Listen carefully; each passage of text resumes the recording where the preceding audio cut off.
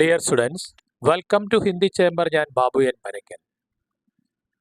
ഇന്ന് നമ്മൾ അപ്ലോഡ് ചെയ്യാൻ പോകുന്ന വീഡിയോ രാഷ്ട്രഭാഷയെക്കുറിച്ചാണ്.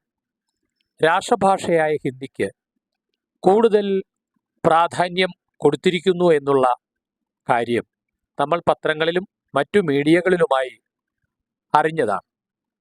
തന്നെയുമല്ല, എല്ലാ മേഖലകളിലും ഹിന്ദി അറിയാവുന്നവരാണ് കൂടുതലും ഉള്ളത്. മാളുകളിലും ഓഫീസുകളിലും മറ്റു നിർമ്മാണ മേഖലകളിലും ഹിന്ദി സംസാരിക്കുന്നവരാണ് കൂടുതലും ജോലി നോക്കിക്കൊണ്ടിരിക്കുന്നത്. എന്തിനു പറയുന്നു, നമ്മുടെ സമീപത്തെ ചെറിയ ചെറിയ കച്ചവട സ്ഥാപനത്തിൽ പോലും ഹിന്ദി ഭാഷ അനായാസം കൈകാര്യം ചെയ്യുന്നവരാണ് കൂടുതലും. അപ്പോൾ ഒരു കാര്യം വ്യക്തമാണ്, നമ്മുടെ സുഗമമായ ഇടപാടുകൾക്ക് ഹിന്ദി ഇനി മുതൽ അത്യാവശ്യമാണ്. അതുകൊണ്ട് വിദ്യാർത്ഥികൾ മുതൽ വീട്ടമ്മമാർ വരെ ഉള്ള ആളുകൾക്ക് ഹിന്ദി അനായാസം പഠിക്കാൻ വേണ്ടി ഉതകുന്ന തരത്തിലുള്ള ഒരു വീഡിയോ പരമ്പരയാണ് നമ്മൾ ഇന്ന് ആരംഭിക്കുന്നത്.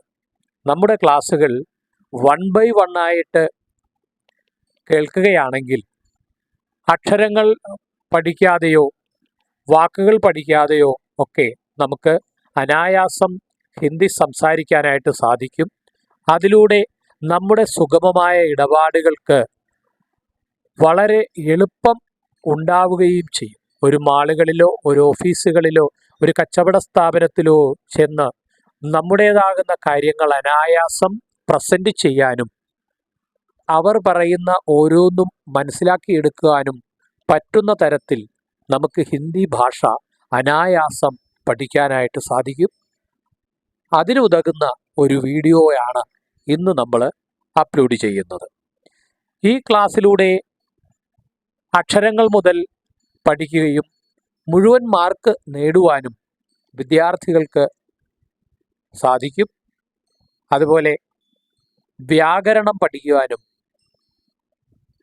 അവർക്ക് എളുപ്പമായിരിക്കും. അതുകൊണ്ട് സ്കൂളിൽ ഹിന്ദി പഠിച്ചു തുടങ്ങുന്ന വിദ്യാർത്ഥികൾ മുതൽ പ്രായഭേദമന്യേ എല്ലാവർക്കും സംസാരിക്കുവാനും ഈ വീഡിയോ നിങ്ങൾക്ക് ഉപകരിക്കും. വ്യാകരണത്തിൻ്റെ ആദ്യ പാഠം മുതൽ പഠിക്കാനും ഇത് ഉപകരിക്കും. ഇന്നത്തെ ക്ലാസ് നമുക്ക് ആരംഭിക്കാം.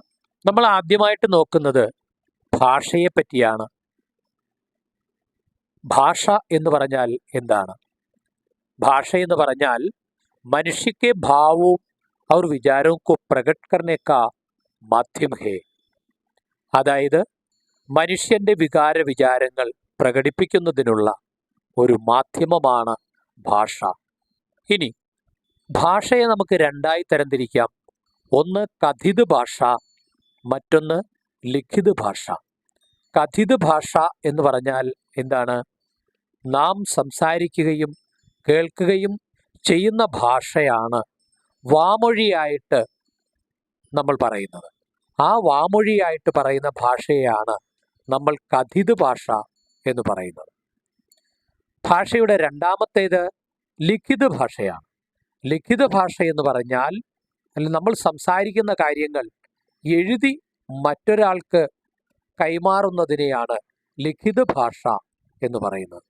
അതായത് ലിപി ഉപയോഗിച്ചാണ് ഈ ഭാഷ രേഖപ്പെടുത്തുന്നത്. അപ്പോൾ നമ്മൾ ഭാഷ എന്താണ്, ഭാഷ എത്ര തരത്തിലുണ്ട് എന്നുള്ളത് നമ്മൾ പഠിച്ചു. കഥിത് ഭാഷ, ലിഖിത് ഭാഷ. ഈ കഥിത് ഭാഷയിലും അഥവാ സംസാര ഭാഷയിലും എഴുത്തു ഭാഷയിലും ഉള്ള ഓരോ വാക്കുകളെയാണ്, ഓരോ ശബ്ദങ്ങളെയാണ് നമ്മൾ ധ്വനി എന്ന് പറയുന്നത്. അപ്പോൾ കഥിത് ഭാഷ के सार्थक शब्दों को ധ്വനി कहते हैं എന്നാണ് നമ്മൾ പറയുന്നത്. കഥിത് ഭാഷയിലെ, സംസാര ഭാഷയിലെ അർത്ഥമുള്ള വാക്കുകളെയാണ് നമ്മൾ ധ്വനി എന്ന് പറയുന്നത്. ഇത് രണ്ട് ഭാഷയിലുമുണ്ട്, അഥവാ കഥിത് ഭാഷയിലുമുണ്ട്, ലിഖിത് ഭാഷയിലുമുണ്ട്. വ്യാകരണത്തിൽ അടുത്ത ഭാഗം ധ്വനി എന്ന് പറയും. ധ്വനി എന്ന് പറഞ്ഞാൽ ശ്രോതാവിന് ഏതെങ്കിലും ആശയസൂചന നൽകുന്ന കഥിത ഭാഷയിലെ ശബ്ദങ്ങളെയാണ്, സൗണ്ടുകളെയാണ് നമ്മൾ ധ്വനി എന്ന് പറയുന്നത്. ധ്വനി ലിഖിത രൂപത്തിൽ എഴുതുന്നത് അക്ഷരങ്ങൾ ഉപയോഗിച്ചാണ്. അക്ഷരങ്ങളെയാണ് നമ്മൾ വ്യാകരണത്തിൽ വർണ്ണങ്ങൾ എന്ന് പറയുന്നത്. അപ്പോൾ വർണ്ണങ്ങൾ എത്ര തരത്തിലുണ്ട്? 2 തരത്തിലുണ്ട്. സ്വരവർണ്ണങ്ങൾ എന്നും വ്യഞ്ജനവർണ്ണങ്ങൾ എന്നും.